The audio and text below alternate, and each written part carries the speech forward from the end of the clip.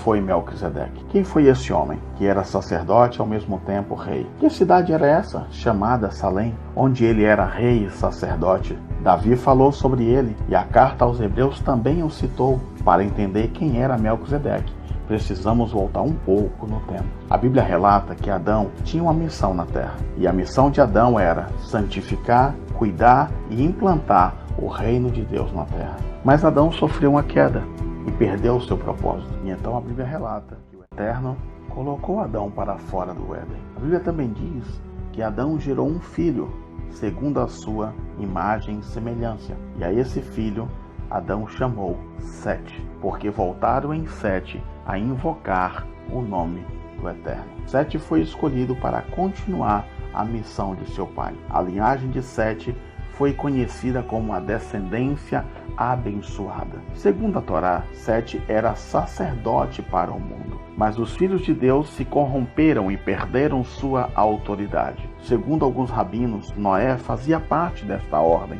a ordem de Melquisedeque. E seu filho Sem foi o último representante desta ordem.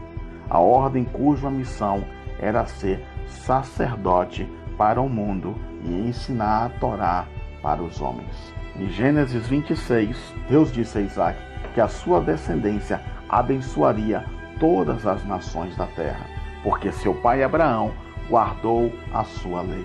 Como era possível Abraão ter guardado a lei, se a lei só existiu em Moisés, muitos anos depois de Abraão? Na verdade, a Torá sempre existiu, desde o Éden. E no Éden ela estava representada pela árvore da vida. Salomão disse que a árvore da vida era a sua palavra. Mesmo com o pecado dos homens, sempre houve um remanescente. Noé provavelmente era um dos representantes dessa ordem, e o seu filho mais velho, Sem, herdou esse chamado. Ele foi chamado para ser sacerdote e rei da cidade de Salém, ou simplesmente Jerusalém. Desde a antiguidade, o mundo já sabia que Jerusalém era a cidade da adoração, e por isso que Abraão foi sacrificar o seu filho no Monte Moriá. Segundo os rabinos, Sem era o último sacerdote dessa ordem e transferiu a Abraão a autoridade espiritual. O encontro de Abraão e Melquisedeque foi uma cerimônia de boas-vindas a essa ordem. Nesta cerimônia, Abraão foi introduzido na ordem segundo Melquisedeque. Mas agora não seria simplesmente só um homem escolhido para esta missão, mas um povo escolhido para representar o Eterno diante do mundo. Israel foi chamado por Deus para manifestá-los aos homens da terra. Quando Abraão deu o dízimo a Melquisedeque, ele estava submetendo-se a esse chamado.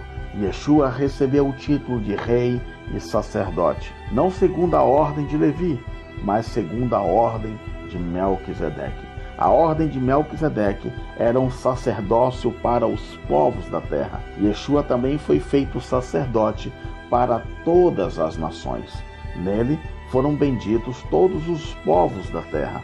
Por isso, Yeshua não poderia ser segundo a ordem de Levi, que santificava apenas Israel, porque ele veio para cumprir o chamado de Abraão, abençoar a todas as nações. Abraão não foi chamado para ser apenas o pai da nação de Israel, mas ser pai de muitas nações. Não apenas para os judeus, mas para toda a humanidade. Quem está debaixo da obra de reconciliação, segundo a ordem de Melquisedeque, pode ser chamado filho de Deus. Não apenas por questões de sangue, mas pela fé. A missão da ordem de Melquisedeque era de um sacerdócio mundial. Isso faz com que Yeshua seja um sacerdote perfeito para santificar todos os povos.